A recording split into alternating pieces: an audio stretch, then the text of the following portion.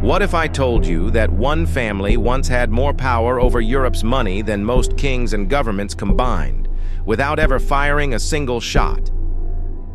A family that moved gold across battlefields, financed empires, and built a communication network faster than any government post. This isn't fiction. This is the story of the Rothschilds, masters of money and architects of the world's first true financial empire. In this episode of Money, Power, and Empire, we look into the Rothschild Network, masters of money. Before we get started, here's a glimpse of what's coming up. You'll discover how 5 brothers created a banking web that spanned continents before telegraphs even existed. You'll learn how a simple coin dealer became the go-to financier for kings and generals. And you'll hear the truth behind one of the most famous legends in financial history, the Waterloo story. Welcome to True History in Minutes. I'm Liam Foster, and on this channel, we uncover the truth about historical events that have shaped our future. If you like this type of content, please consider subscribing and turning on notifications. It directly supports the growth of this channel. Now, sit back and enjoy this episode. Our story begins in the late 18th century in the cramped streets of the Frankfurt ghetto, known as the Judengasse. Here lived Meyer Amschel Rothschild, born in 1744. His beginnings were modest. He traded in coins, antiques, and rare metals. But he had 2 traits that would change his family's destiny: an obsession with information and an instinct for trust. Meyer cultivated relationships with powerful clients like Prince William of Hesse-Kassel, one of Europe's richest nobles. He wasn't just a merchant, he was a fixer, a money handler, a connector, and he taught his sons one simple rule: work together, keep everything in the family, and never forget your name. When Meyer died in 1812, that philosophy had already set his 5 sons on a mission that would transform global finance. Each son became a branch of the empire, a single arrow in a formidable bundle. Amschel stayed in Frankfurt to manage the original house. Salomon went to Vienna. Nathan sailed to London. Karl took Naples, and James set up in Paris. Imagine Europe at this time. No phones, no telegrams, no internet. Messages took days, sometimes weeks.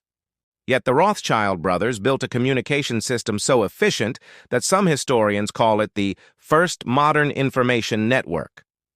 They used private couriers, coded letters, even carrier pigeons. When wars broke out, governments were cut off. But the Rothschilds, they always knew. Information was power, and power meant profit. The Napoleonic Wars tested every European power, and they made the Rothschilds legends. In the early 1800s, Nathan Mayer Rothschild had already built a strong presence in London.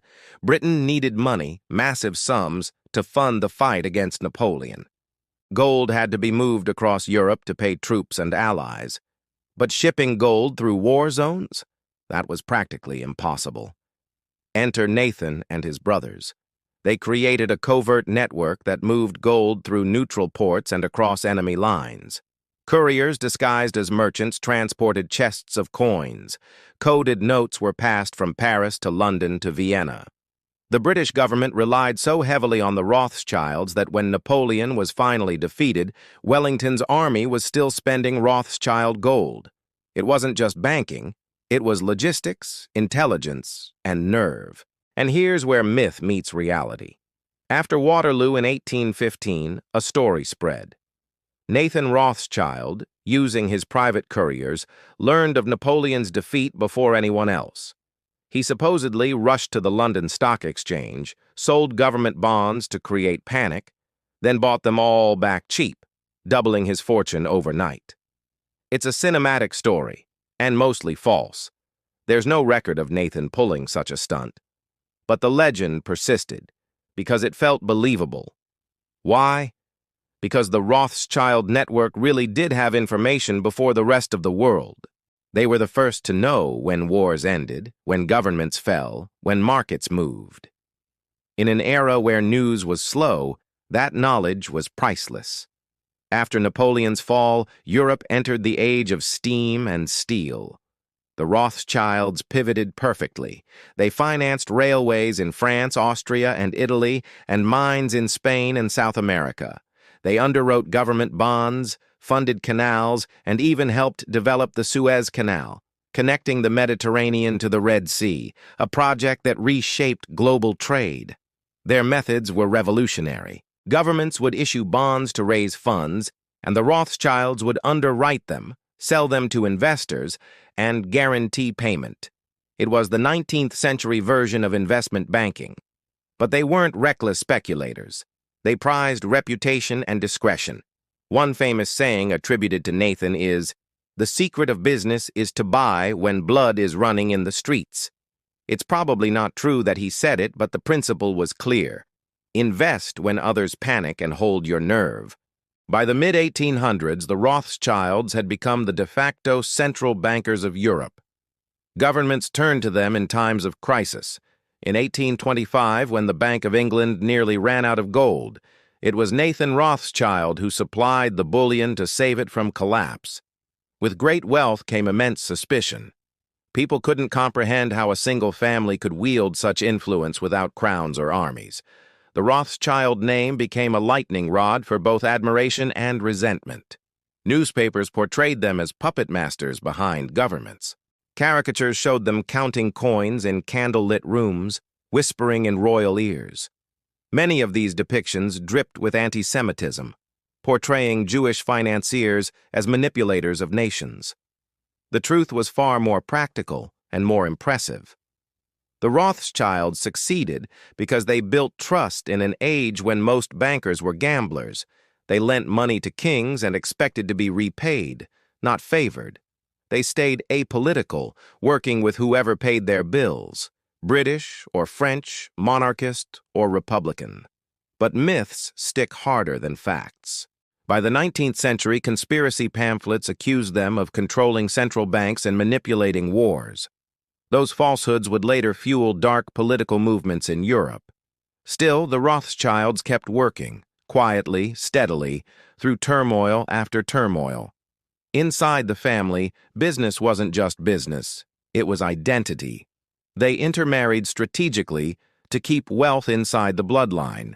They built palaces that doubled as symbols of credibility.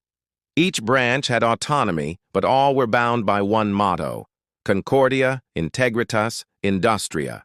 Harmony, integrity, industry. It worked.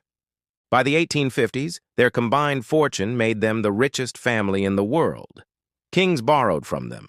The Vatican banked with them. Even the Bank of England consulted them. Their homes, like Château de Ferrières in France and Mentmore Towers in England, were physical monuments to the union of finance and art.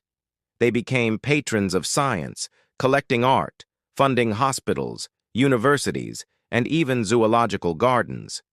And yet, for all their opulence, their true wealth was invisible, the trust network spanning Europe. No empire lasts forever. The 20th century brought wars that even money couldn't control. World War I shattered the European order. Empires collapsed. Borders were redrawn overnight. Still, the Rothschild banks survived, leaner but intact.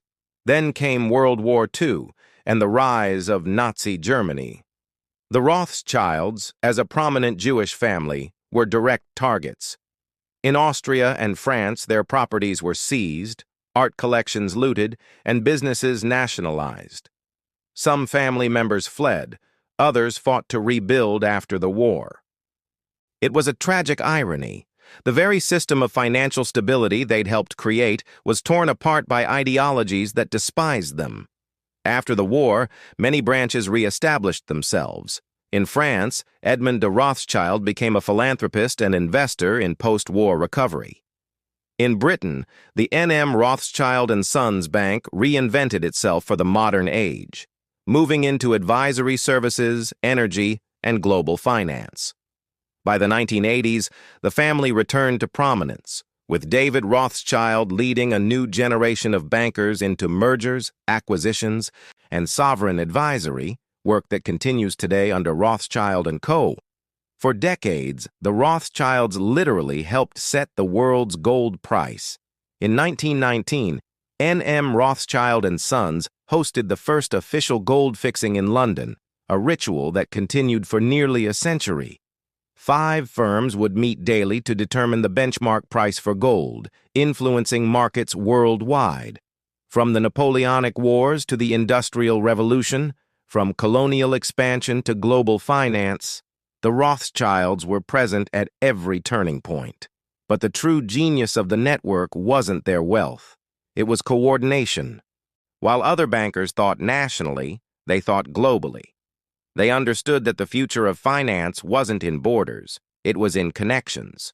Every cable, courier, and contract they signed brought the world a little closer together. And though their influence today is smaller than in the 19th century, their fingerprints remain everywhere. From the bond markets that fund nations to the investment banks that shape modern economies. Now, about those endless internet conspiracies. Do the Rothschilds secretly control all banks? No. Do they influence the modern world of finance? Absolutely, through history, innovation, and legacy. The myth survives because it is easier to believe one family controls everything than to grasp the messy web of global finance.